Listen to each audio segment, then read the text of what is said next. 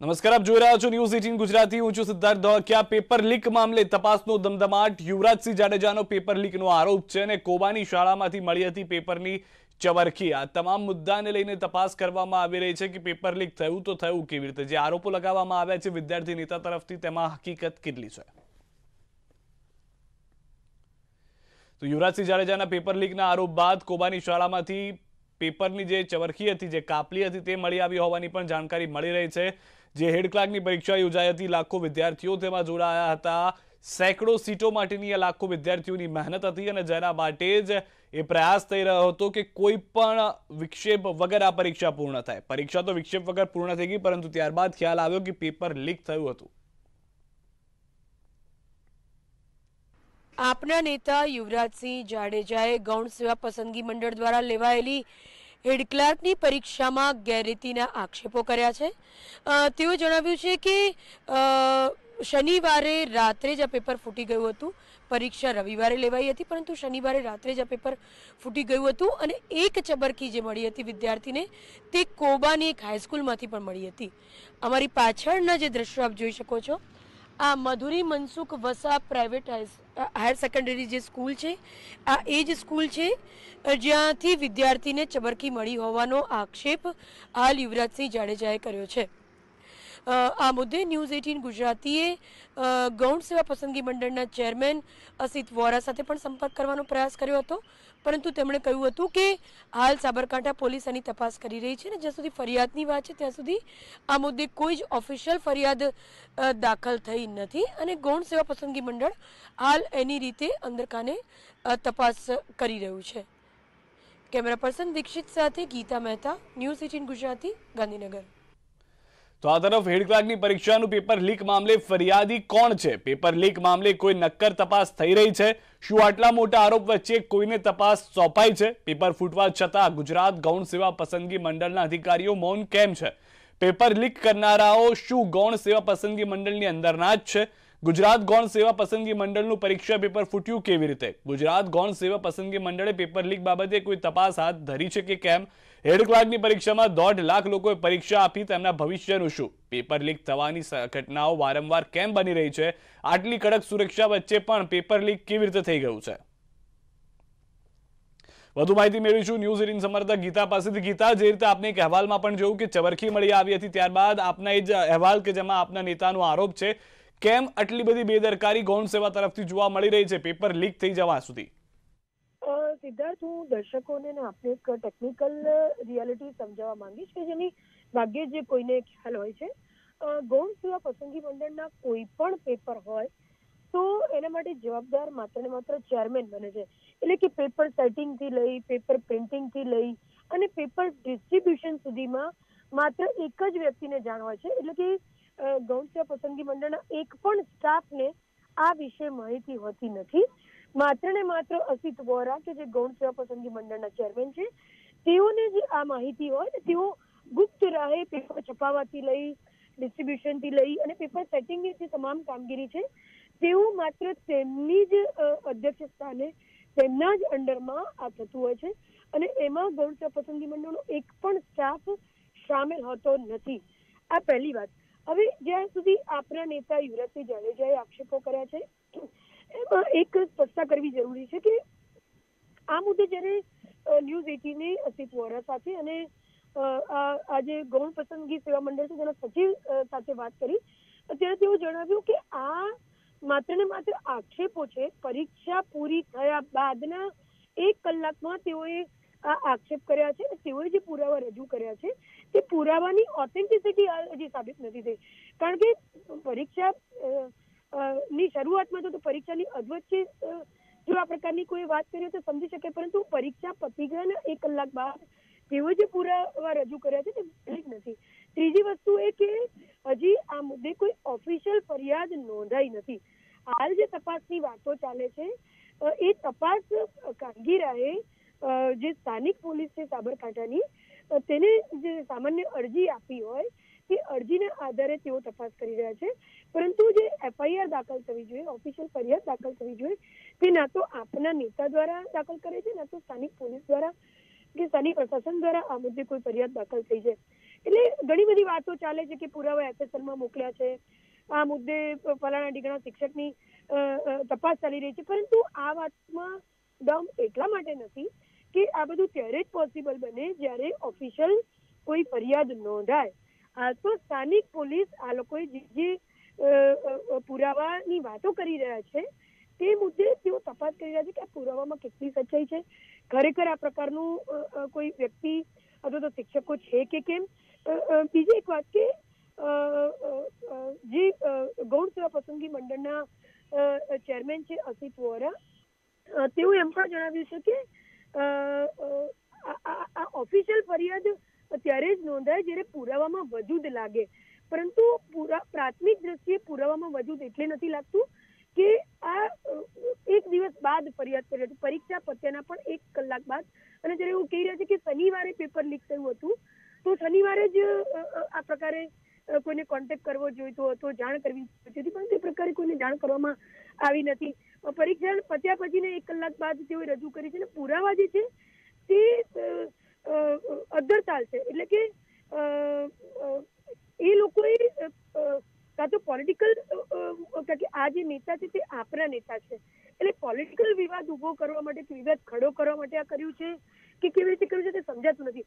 અને જ્યારે paper leak કરવાની વાત છે, પહેલા પણ કહ્યું કે અસિત વોરા જે ચેરમેન છે માત્ર ને માત્ર એક જ વ્યક્તિની જવાબદારી બને. પેપર લીક થવાની સંભાવના ત્યાં જ લાગે પેપર ડિસ્ટ્રીબ્યુશન થયા બાદ, એટલે કે એક જગ્યાએથી બીજી જગ્યાએ જ્યાં પેપર ડિસ્ટ્રીબ્યુશન થવાનું હોય એ દરમિયાન જ જો માની લો કે લીક થયું હોય તો એ દરમિયાન જ એ લીક થયું હોવાની સંભાવના માની શકાય. બાકી એ એજન્સી કઈ એજન્સીને કામ સોંપ્યું છે એ પણ ચેરમેન સિવાય એક પણ સ્ટાફ જાણતો હોતો નથી. આ એક ગ્રાઉન્ડ રિયાલિટી છે જે હું આપને કહું છું. એટલે ઘણી બધી વાતો ચાલે છે, ઘણી બધી અફવાઓ ચાલે છે, ઘણા બધા દાવાઓ, આક્ષેપો ને પ્રતિ આક્ષેપો હાલ ચાલી રહ્યા છે, પણ મૂળ મુદ્દો જ કોઈ સમજતું નથી કે માત્ર ને માત્ર ચેરમેન જવાબદાર હોય છે. ચેરમેન સિવાય અને કોઈને જાણ જ નથી હોતી કે પેપર છપાયું ક્યાં, પેપર સેટિંગનું શું. ઇવન હું આપને જાણવા માંગીશ સિદ્ધાર્થ કે પેપરની જે ચકાસણી છે એમાં પણ કોઈ વ્યક્તિઓ સામેલ નથી હોતા. આ કમ્પ્યુટરાઇઝડ પેપર સ્કેન કરીને પેપરની તપાસ થાય છે. એટલે પેપર છપાવા, પેપર પહેલા તો પેપર સેટ કરવાથી લઈ, છપાવાથી લઈ, ડિસ્ટ્રીબ્યુશનથી લઈને પેપર ચેકિંગ સુધી માત્ર ને માત્ર મશીનરી કામ કરતી હોય છે. અને જે એજન્સીને કામ સોંપ્યું હોય છે એ એજન્સી જરૂર નથી કે ગુજરાતની જ હોય, ગુજરાત બહારની જ હોય, અને એની જાણ માત્ર ને માત્ર એક વ્યક્તિને હોય છે જે અસિત વોરા. એટલે એવું માની શકાય કદાચ જો આ લોકો એવો આક્ષેપ કરતા હોય કે પેપર લીક થયું છે તો એ ડિસ્ટ્રીબ્યુટ થયા પછીની ઘટના બની શકે. એ લોકો એવું કહે છે કે એક દિવસ પહેલા લીક થયું તો એ સંભાવના હાલ પૂરતી નકારી નાખવી પડે, કારણ કે પેપર ડિસ્ટ્રીબ્યુટ જે તે જગ્યાએ થાય એટલે એક જગ્યાએથી બીજી જગ્યાએ લઈ જવા માટે જે વ્યવસ્થા ગોઠવાઈ હોય એ દરમિયાન કોઈ લીકિંગ થયું હોય એવું બની શકે, પણ એ બી સંભાવના છે. એના પૂરતા પુરાવાઓ કોઈ પાસે નથી, ના તો યુવરાજસિંહ જાડેજા પાસે છે, ના તો અન્ય કોઈ પાસે. એટલે હાલ એ નથી સમજાઈ રહ્યું કે આ જે વિવાદ ઉભો કરવામાં આવે છે પોલિટિકલ છે કે પછી ખરેખર આવું કશું બન્યું છે. જી, તો મોટી વાત આપે કરી પોલિટિકલને લઈને, કારણ કે આજે બપોરે પણ જ્યારે મારે યુવરાજ સાથે વાત થઈ, ચર્ચા કરી ન્યૂઝ 18 ગુજરાતી પર, તો તેમનું કહેવું હતું કે પેપર સ્ટ્રોંગ રૂમમાંથી લીક થયું છે, મેં ફરિયાદ સચિવને કરી દીધી હતી પરીક્ષા પહેલા, પરંતુ જો હવે પુરાવા વગર અથવા તો પોલીસ પાસે જવાનો કોઈ વિકલ્પ તેમની પાસે નથી પુરાવાને લઈને જવાનો, તો પછી આ ગીતા અને પોલિટિકલ જ સમજી લેવું જોઈએ. હજી ઓફિશિયલ ફરિયાદ નોંધાય ત્યારે જ આખી વાતમાં દમ બને, બાકી આ કોઈનો પણ પ્રોપેગેન્ડા હોઈ શકે. હાલ તો જે સૂત્રો જણાવી રહ્યા છે તે એવું જણાવી રહ્યા છે કે આ હમણાં જે નવી સરકાર આવી છે, નવું મંત્રીમંડળ આવ્યું છે એ નિર્વિવાદ નિર્વિઘ્ને ચાલી રહ્યું છે અને હાલ બંને પક્ષો પાસે એવો કોઈ મુદ્દો નથી જેને ચગાવી શકાય.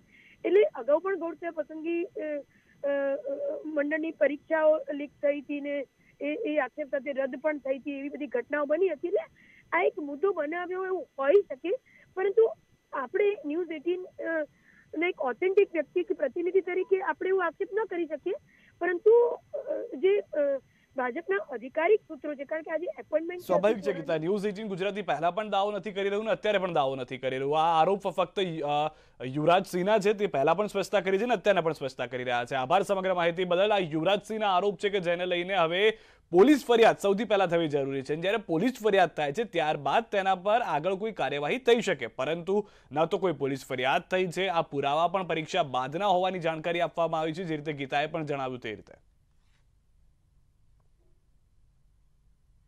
હિંમતનગર ખાતે ઊંચા જે ફાર્મ હાઉસ આવેલું હતું ઊંચામાં, ત્યાંથી એ પેપર લીક થયું હતું અને આ પેપર ઘણા બધા વિદ્યાર્થીઓ પાસે હાર્ડ કોપી અને સોફ્ટ કોપીમાં પહોંચ્યું હતું.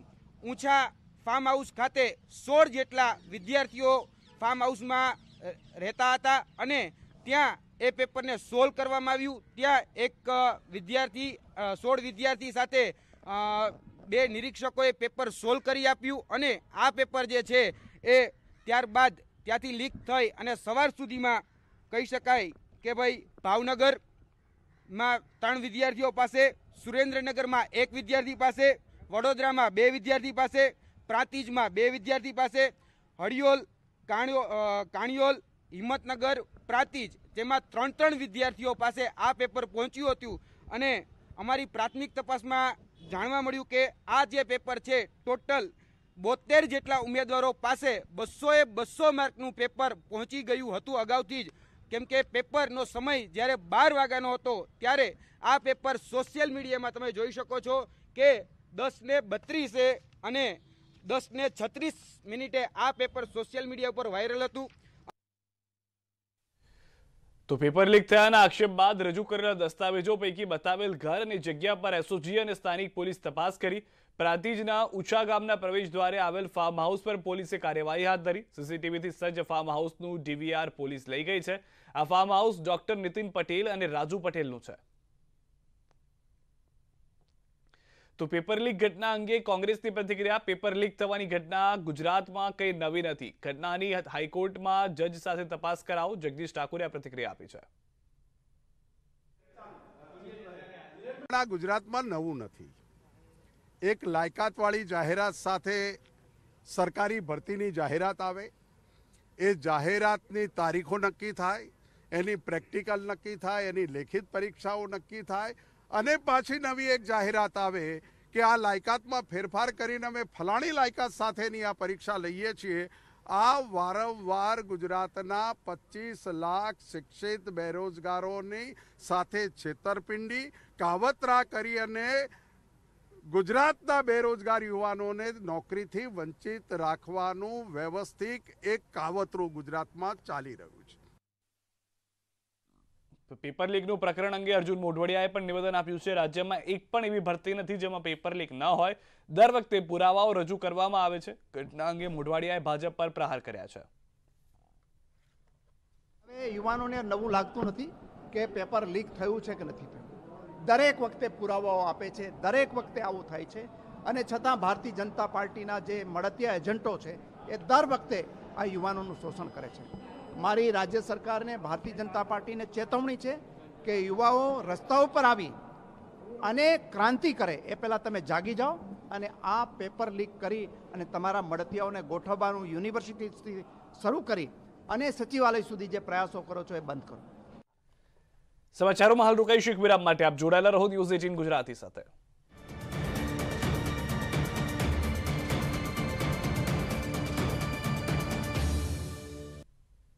વિરમદામનું સ્વાગત છે. વલસાડથી સમાચાર. વલસાડમાં લગ્ન પહેલા લિવિનમાં રહેતા યુવક યુવતી વચ્ચે કંકાસ થયો. કપરાડા તાલુકાના આસલોના ગામની ઘટના છે. આસલોના ગામની ઘટનામાં સમાધાન માટે બેસેલા સમાજના પંચમાં થઈ બબાલ.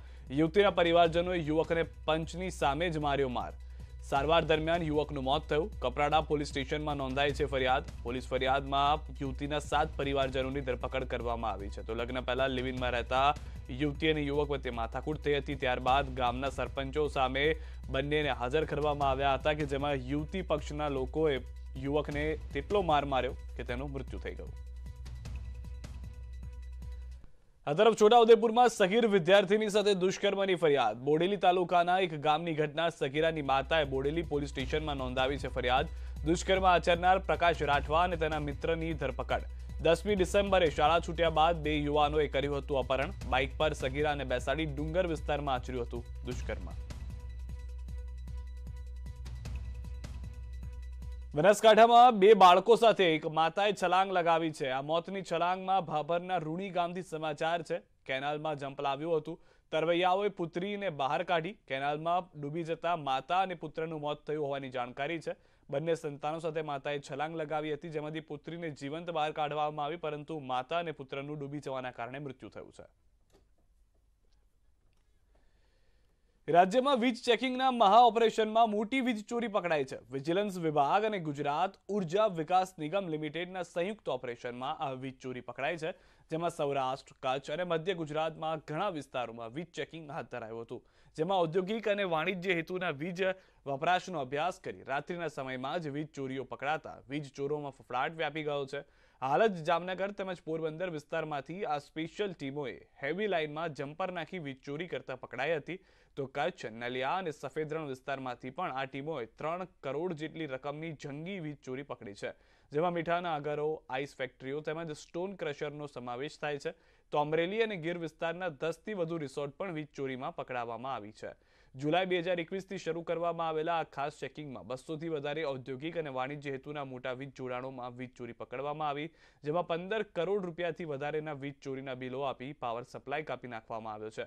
આ વીજ ચેકિંગ શરૂ થતાં વધુ એમ્પિયર લોડિંગવાળા ફીડરોના એમ્પિયર ઘટવાની સાથે વીજ કંપનીના ફાયદામાં વધારો થયો છે. વડોદરાના એડીસીપી અનુપમસિંહ ગેહલોત અને ડીઆઈજી HR ચૌધરીના માર્ગદર્શન હેઠળ આ મેગા વીજ ચેકિંગ ઓપરેશન હતું. टोटल जो है 6000 જેટલા કનેક્શનો આ રિસોર્ટ્સમાં, હોટલ્સમાં, સ્ટોન ક્રશર્સ, આઈસ ફેક્ટરી, આ બધા તમામ જગ્યાઓ જો ચેકિંગ કરવામાં આવી, જેમાં 1172 જેટલા એવા એકમો આપણને મળ્યા જ્યાં ચોરી આ લોકો કરતા હતા. ઘણી બધી જગ્યા પ્રાઇવેટ ટ્રાન્સફોર્મર નાખીને અને અત્યારે જુવેનલના ત્યાંથી કનેક્શન લઈને આ લોકો બીજાને પણ વેચે એવું પણ જો સંજોગો ધ્યાને ઉપર આવેલા જોઈએ. અમુક લોકો જો એગ્રીકલ્ચરના કનેક્શન લઈને જો કોમર્શિયલમાં વાપરતા હતા એવું પણ આવ્યા જોઈએ. અમુક લોકો જો લંગરો નાખીને કામ કરતા હતા જોઈએ અને મીટરોમાં ચેડા કરતા હોય એવા તમામ લોકોના ઉપર જો ટોટલ અસેસમેન્ટ 15 કરોડ જેટલા રૂપિયાના અસેસમેન્ટ કરવામાં આવેલા છે આ લોકોની, અને એના રકમ ભરપાઈની કામગીરી ચાલુ છે. રાજકોટથી મહત્વના સમાચાર. હવે ટેક્સ ન ભરનારાઓની ખેર નથી. રાજકોટ મનપાએ રિકવરી સેલની રચના કરી છે. 5 લાખથી મોટા વેરા બાકીદારોના 100 કરોડથી વધુનું લેણું બાકી છે. બિલ બજાવવાથી માંડી મિલકત જપ્તી સહિતની કામગીરી કરાશે. તમામ કર્મચારીઓની જવાબદારી ફિક્સ કરાઈ છે. ચાલુ વર્ષે 360 કરોડના ટાર્ગેટ સામે 165 કરોડની આવક થઈ છે. મનપા કમિશનર, મેયર સહિતના દ્વારા રિકવરી સેલની રચના કરવામાં આવી છે.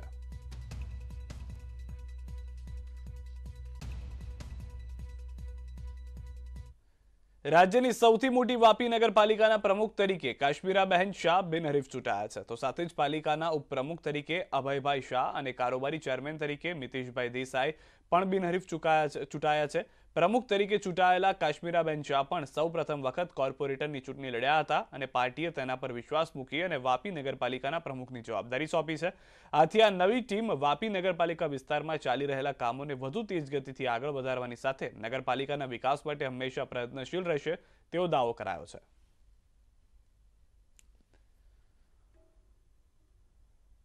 વિકાસના કામો તો એવું છે કે હવે અમે લોકો આવ્યા છે, અમે સ્ટડી કરીશું અને જે કોઈ પણ કામો ધરશું હાથે એને 100% ડેડિકેશનથી અમે પૂર્ણ કરશું.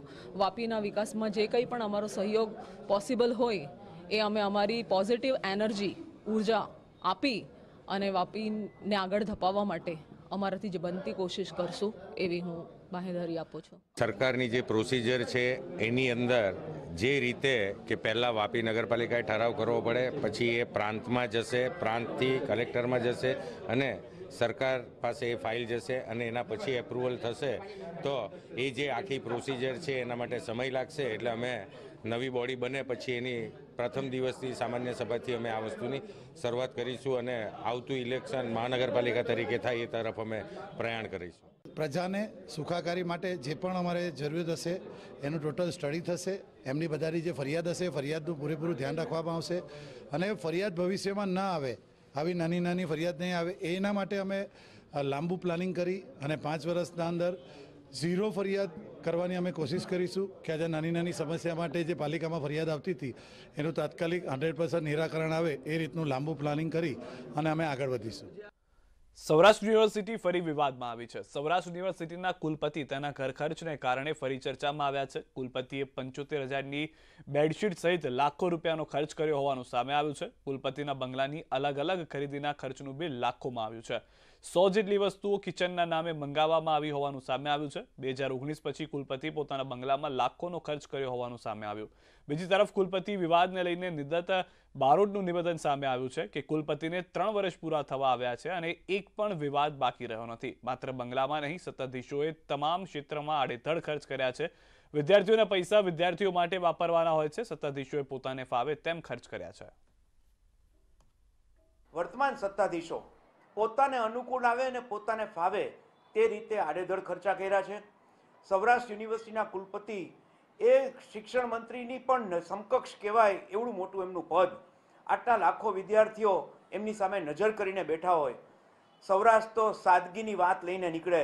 મહાત્મા ગાંધી સાદગીમાં સૌંદર્યની વાત કરે અને સૌરાષ્ટ્ર યુનિવર્સિટીના સત્તાધીશો સાદગીને પાછળ મૂકી માત્ર ને માત્ર મહાલવાની વાત કરતા હોય એવો તાલ થયો છે. અત્યંત દુઃખદ અને ખોટું પ્રક્રિયા થઈ છે. અને હવે વાત ડ્રગ્સ મુક્ત ગુજરાતની.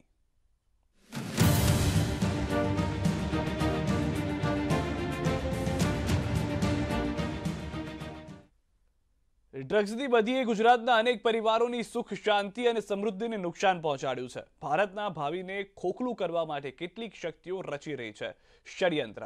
ડ્રગ્સ એક બધી છે જે સમાજને ધીમે ધીમે ખોખલું કરી નાખશે. ત્યારે ડ્રગ્સ સામે ન્યૂઝ 18 ગુજરાતીએ શરૂ કર્યું છે સૌથી મોટું અભિયાન અને અમારો નારો છે ડ્રગ્સ મુક્ત ગુજરાત. ન્યૂઝ 18 ગુજરાતીની નેમ છે ડ્રગ્સ ગુજરાતમાંથી દૂર થાય.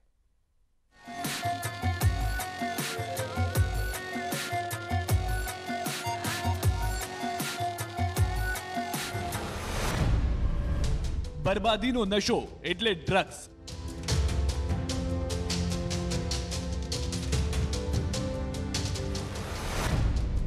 પાયમાલીનો રસ્તો એટલે ડ્રગ્સ.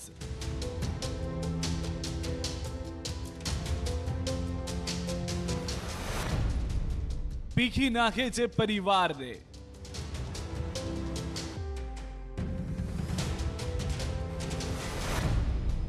આવો ડ્રગ્સથી મુક્ત કરીએ યુવાધનને.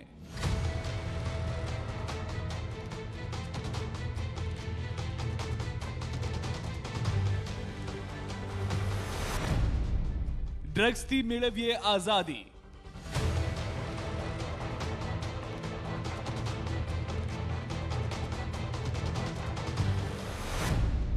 ગુજરાતના યુવાધનને બચાવવા કરો સંકલ્પ.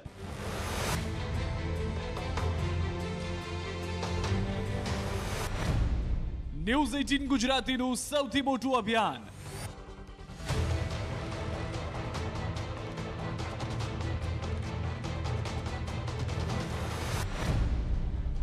ડ્રગ્સ મુક્ત ગુજરાત.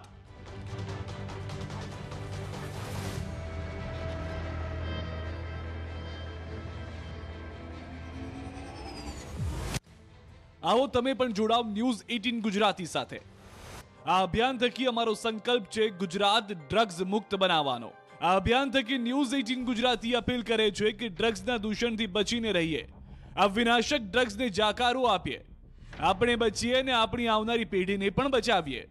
ન્યૂઝ 18 ગુજરાતી આગામી કેટલાક દિવસો સુધી ડ્રગ્સ મુક્ત ગુજરાત માટે આ ખાસ મુહિમ ચલાવશે.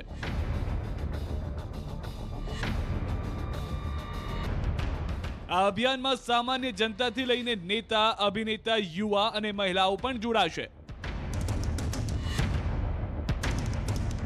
ન્યૂઝ 18 ગુજરાતીની જનતાને અપીલ છે કે તમે પણ અભિયાનમાં જોડાઓ. ડ્રગ્સની બધી સામે ન્યૂઝ 18 નો નારો, ડ્રગ્સ મુક્ત ગુજરાતનો સંકલ્પ. ભ્રષ્ટાચારને છાવરવા માંગતા નથી. ઉલટાનું અમે હંમેશા આગ્રહ કરતા હોઈએ છીએ કે નાગરિકો આગળ આવે અને આવી કોઈ પણ વાત હોય તો અમે મજબૂતાઈથી એવા ભ્રષ્ટાચારને ઉઘાડા પાડવામાં સહાયભૂત થઈશું. આ કિસ્સામાં પણ આ હેડ ક્લાર્કની પરીક્ષાના અનુસંધાનમાં ગૌણ સેવા પસંદગી મંડળની આ પરીક્ષામાં જો પેપર લીક થયું હશે તો એ અંગે ચોક્કસપણે ગંભીરતાથી પોલીસ કાર્યવાહી પણ જરૂર પડે થશે. જે સરકારે તમે જે રીતે આગળ 10,000 કેસ હતા અને અત્યારે તમે એમ કહો છો કે સુપ્રીમ કોર્ટની ગાઈડલાઈનના કારણે 22,000 જેટલા લોકોને સહાય ચૂકવાઈ, તો માનો છો કે જે તે સમયે સરકારે કોરોનાનો આંકડો, ડેથનો આંકડો ઘટાડવા માટે થઈને કોમોર્બિડને પણ બિલકુલ નહીં, બિલકુલ નહીં. મેડિકલ ટર્મિનોલોજીની ભાષામાં કોવિડ ડેથ કોવિડના કારણે થયો હોય તો જ, કોમોર્બિડિટીના કારણે થયેલ ડેથને કોવિડ ડેથમાં ગણાતું નથી. પરંતુ જ્યાં સુધી સહાયનો સવાલ છે, નામદાર સર્વોચ્ચ અદાલતે કહ્યું કે 30 દિવસમાં એનું મૃત્યુ થયું હોય, એ નેગેટિવ પણ થઈ ગયો હોય, કોરોનામાંથી મુક્ત પણ થઈ ગયો હોય, પરંતુ 30 દિવસમાં મૃત્યુ થયું હોય, તો એવા તમામ કિસ્સાને આવરી લીધા છે અને એટલા માટે આ સંખ્યા વધી છે. સરકાર કશું જ છુપાવવા માંગતી નથી. સરકાર સિદ્ધાંત ઉપર ચાલે છે, મેડિકલના જે કારણો છે એના પર ચાલે છે. પરંતુ નામદાર સર્વોચ્ચ અદાલતે જ્યારે એની વ્યાખ્યાનું વિસ્તૃતીકરણ કર્યું એને કારણે આ સંખ્યા વધી છે. ભરતસિંહ સોલંકીજી દારૂ પીએ છે કેમ મને ખબર નથી, એમની પાસે દારૂનું લાયસન્સ છે કે કેમ એ મને ખબર નથી, એ એમનો અંગત અભિપ્રાય હોઈ શકે. અમે રાષ્ટ્રપિતા મહાત્મા ગાંધીજીના ગુજરાતના રાજ્યમાં આ સરકાર, ભારતીય જનતા પાર્ટીની સરકાર આજથી નહીં 24-25 વર્ષથી આ બાબતમાં મક્કમ છે અને દારૂબંધીના કેસો એટલે જ થાય છે. દારૂના અનેક કેસ અમે પકડીએ છીએ અને અમે એને ખૂબ ગંભીરતાથી લઈએ છીએ, કારણ કે સમાજ જીવનને છિન્ન ભિન્ન કરી નાખતો આ દારૂનું વ્યસન, આવા ડ્રગનું વ્યસન કોઈ સંજોગોમાં સાંખી લેવા માંગતા નથી.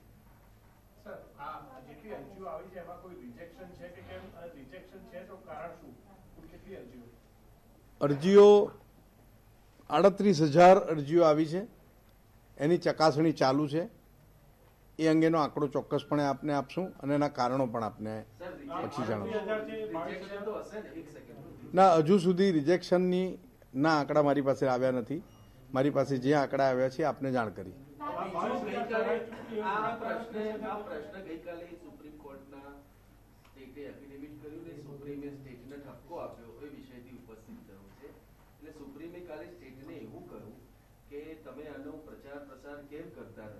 કારણ કે તમારે ચૂકવણી ઓછી કરવી પડે એટલા માટે, અને પછી ત્યાં આપણા એડવોકેટે એમ કહ્યું છે કે અમે આના પ્રચાર પ્રસાર માટે પ્રક્રિયા પણ કરીશું. તો હવે તમારે શું આની વધુ ને વધુ? હું તો હાથ જોડીને કહું છું કે આપના તમામના માધ્યમથી આ પ્રચાર પ્રસાર થઈ જ રહ્યો છે અને આ માહિતી પહોંચી જ રહી છે અને હું આપનો બધાનો ધન્યવાદ પણ માનું છું.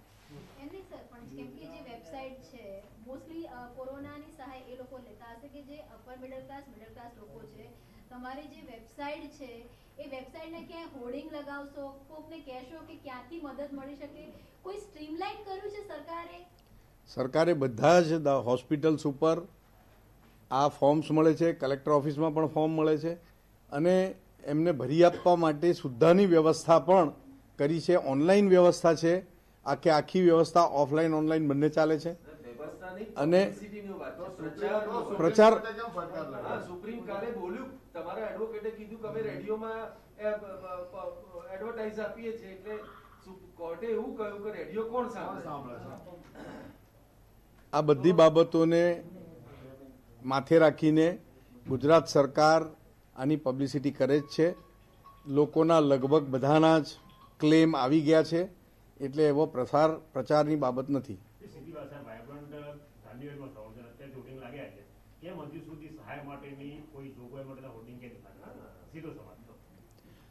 લગભગ સહાય બધાને પહોંચી ગઈ છે અને એમના ફોર્મ પણ ભરાઈ ગયા છે. એ સંજોગોમાં હવે એની કોઈ જરૂરિયાત રહેતી નથી. ધન્યવાદ.